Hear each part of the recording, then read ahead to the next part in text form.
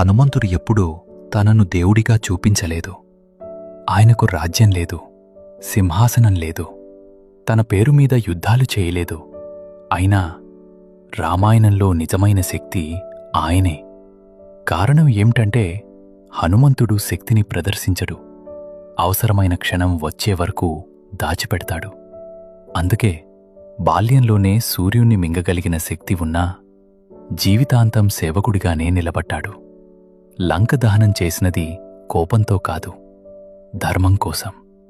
పర్వతాన్ని ఎత్తినది బలంతో కాదు, బాధ్యతతో.